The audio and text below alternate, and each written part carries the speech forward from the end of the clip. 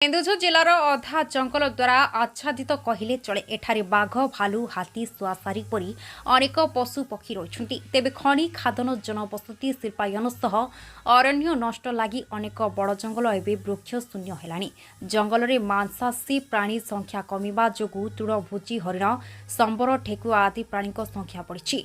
तेबे जंगल में पत्र छड़ा निया लगिबा समय पशु माने एपटे सेपटे धाँ दौड़ा करती गाँ भितर को पशि आसती।